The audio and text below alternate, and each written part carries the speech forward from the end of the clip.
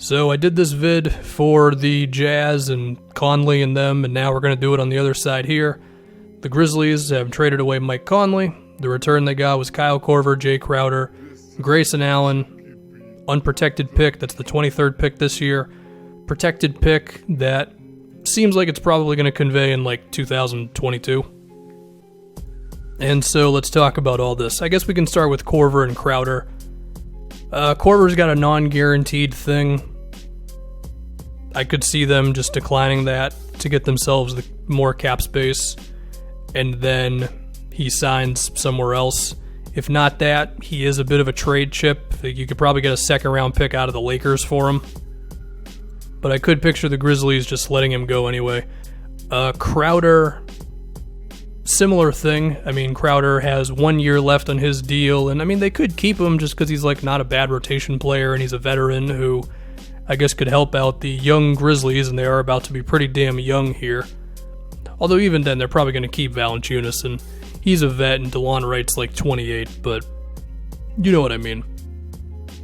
But Crowder could also be a trade piece, and I could picture some good team, also potentially the Lakers again, if they think he wouldn't hate playing next to LeBron, who you could get a second-round pick out of for Jay Crowder or some other team, whether it's, just take your pick pretty much, because he can be a defender, and on a good day he can make open three-pointers. I've seen people on Twitter suggest they would buy out Crowder. I mean, I wouldn't do that because I could get actual stuff for him.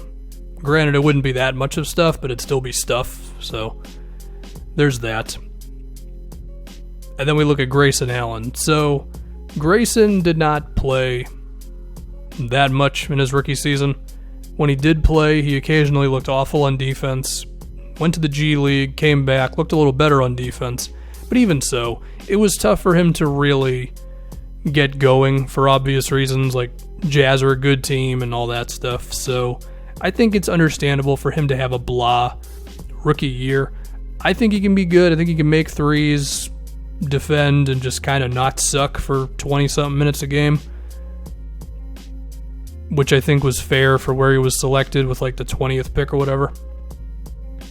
So hopefully with Memphis, he'll be able to just do that. I mean, he could come in there and play 20-something minutes a night as a backup, and he could get shots from Ja, and I mean, Jaren's post-game looks pretty good, so he could get some shots from him, and Valanciunas is going to command some attention, assuming they re-sign him, and Dillon Brooks is going to create good spacing. So, I think Grayson will be able to get shots in Memphis, which is nice. And then defensively,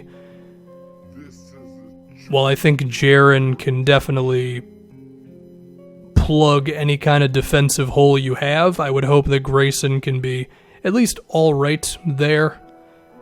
I mean, if I'm looking at who he would be defending, I'm sure he'd be defending a lot of second unit guys, and I think if you can't do that, then what the hell can you do? So I'm just going to guess that he's good enough to at least do that, and hopefully make some open threes.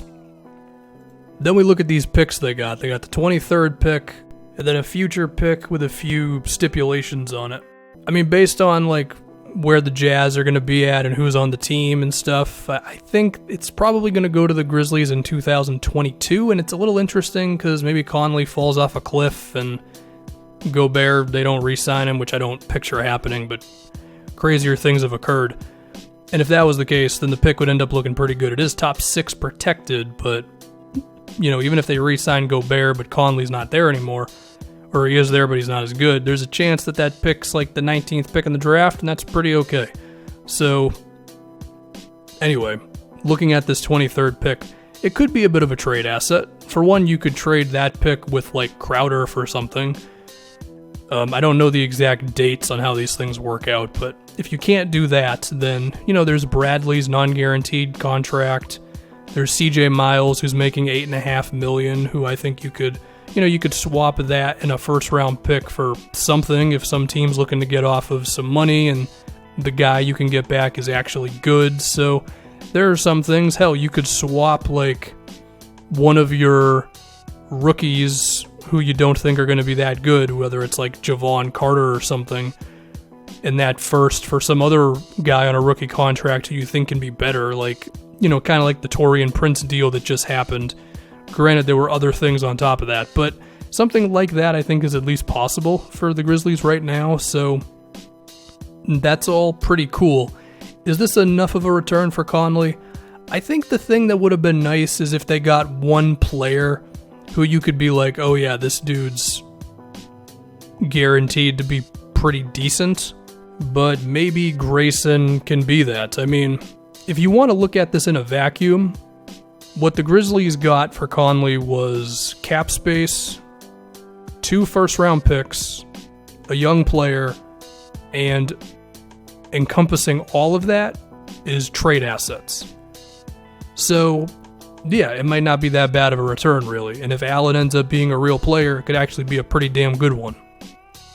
But at the same time, if you want to say, late 20s pick, could be late teens, early 20s pick, Allen might suck, Korver and Crowder might not get you much, yeah, it's fair. They're definitely not assets that you're doing backflips over, but the combination of all of them may just be enough to where it's like, okay, this was cool. Now, in terms of moving forward for this team after this trade, I mean, I kind of want to wait to talk about Ja when they actually draft him, because I think it just makes more sense for YouTube and stuff. But, you assume moving forward the team's going to be Ja, Dillon Brooks, Jaren Jackson. You re-signed Valanciunas. You got a couple extra picks. Grayson Allen's another young dude to care about, and you just kind of go in that young direction. Now, this is another thing I'm going to talk about in my video for the Grizzlies that's going to be out in like 3 days after they draft Ja.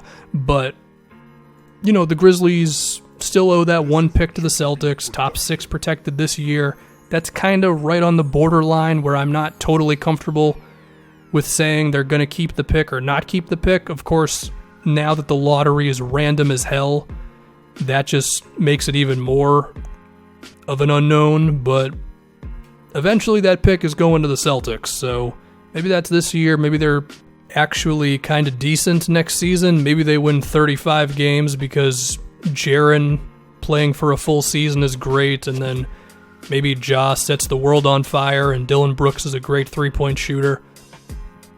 It's certainly being optimistic, but I guess it's possible. So, interesting things coming up for the Grizzlies, but I do think this move overall, my instant reaction was a little underwhelming, but the more I've thought about it, I'm like, okay, not bad.